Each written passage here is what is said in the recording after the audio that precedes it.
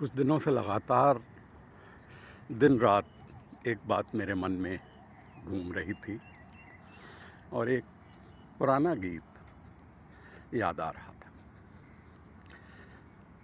जिस देश में गंगा बहती है, राज कपूर की जो फिल्म थी, उसका एक गीत जो बहुत कम सुनाई देता है, लेकिन मुझे वो गीत सबसे अच्छा लगता है। मुझे लगता है शैलेंद्र का लिखा होना चाहिए।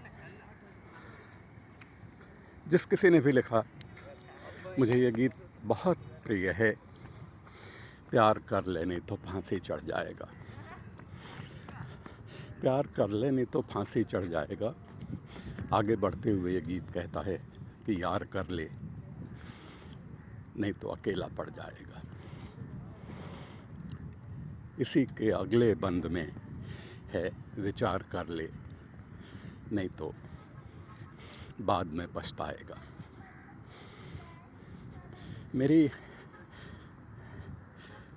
मेरा दिमाग बार बार इन शब्दों यार कर ले नहीं तो अकेला पड़ जाएगा, इस जगह पे आके अटक जाता है मेरा मन। और मुझे बार बार ये लगता है कि हमने अपना जीवन जिस तरह से नियंत्रित होने दिया बाहरी शक्तियों, और मैं ये भी मानता हूँ कि इसके पीछे भी एक सोची साझी स्ट्रेटेजी है कि ऐसा जीवन हो जिसमें आपस में मेल जोल ना हो, आपस की बातचीत ना हो, विचार विमर्श ना हो, विनिमय ना हो।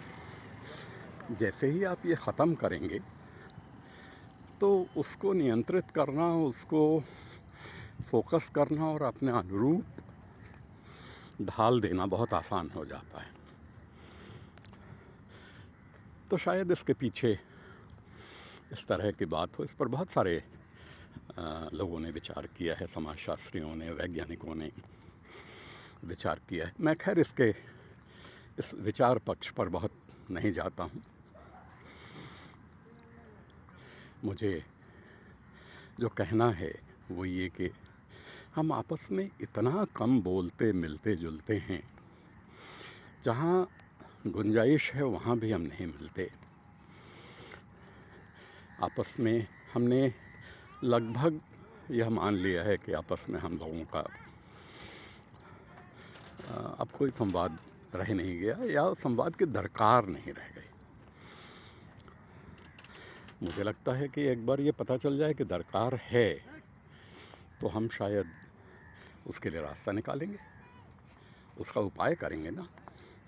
तो जब हमने इसी दौर में, इसी क्रम में मुझे याद आता है कि आज से 7-8 साल पहले अमर उजाला में मैं एक ख़ास कॉलम लिखा करता था, उसके संपादकीय पृष्ठ के लिए।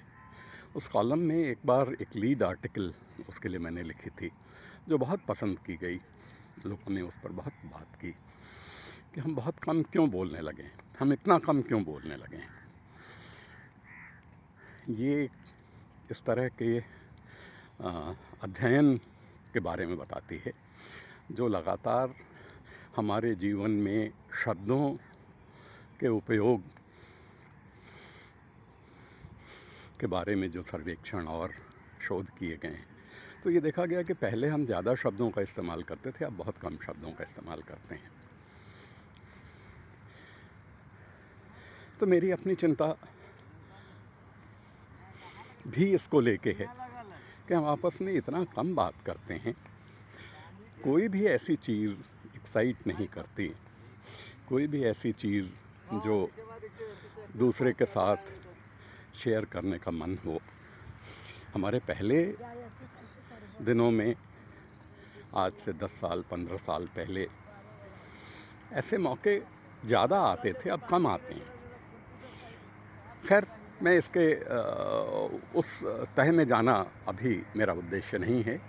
अभी तो मैं केवल ये बात करना चाहता हूँ कि क्या हम इस तरह का कोई प्लेटफॉर्म बना सकते हैं जिस पर जो दोस्त मित्र समाज के बारे में चिंता करने वाले, मैं बहुत उस रूप में नहीं कह रहा हूँ समाज की चिंता मतलब समाज सेवियों वाला मेरा दृष्टिकोण या परिभाषा नहीं है।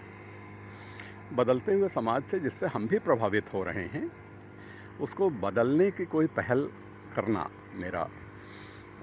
मेरे ये कहने में शामिल है, क्योंकि व्यक्तिगत रूप में भी हम पहल कर सकते हैं। हो सकता है धीरे धीरे ये सामूहिक रूप में तब्दील हो जाए। जैसे कई बार मैंने पढ़ा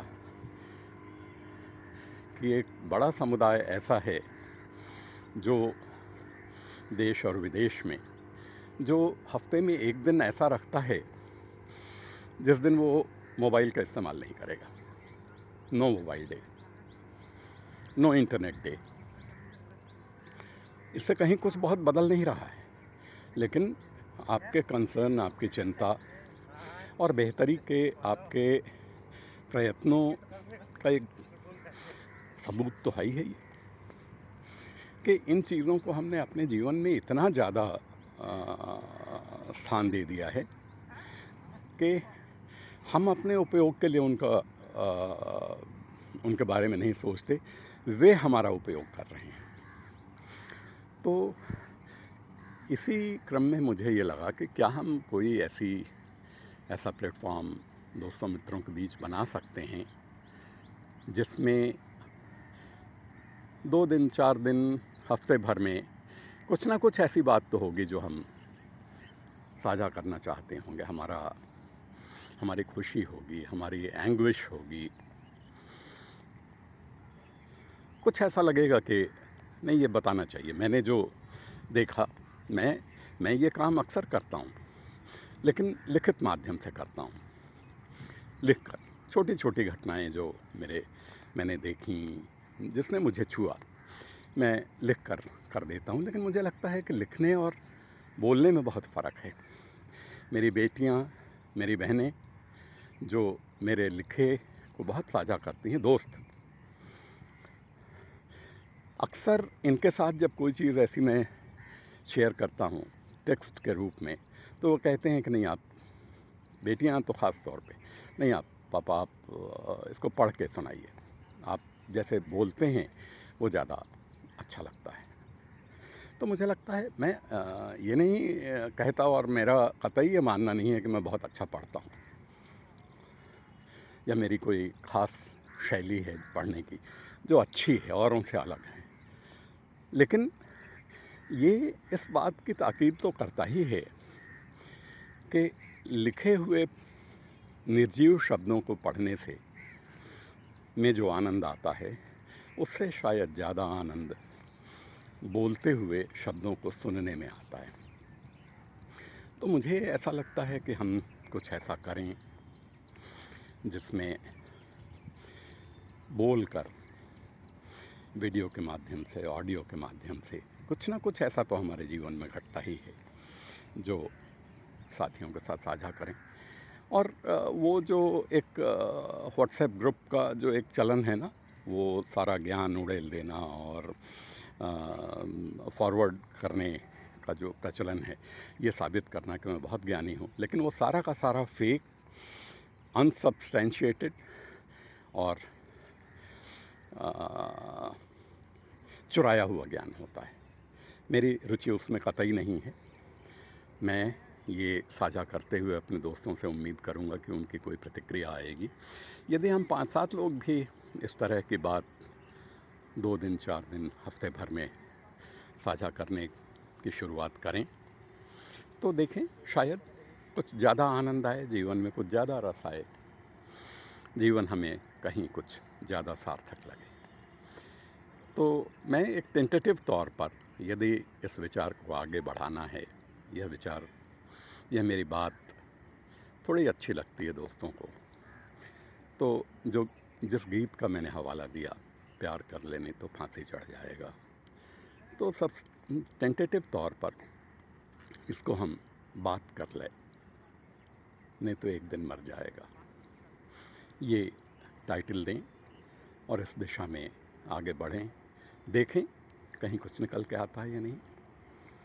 नमस्ते।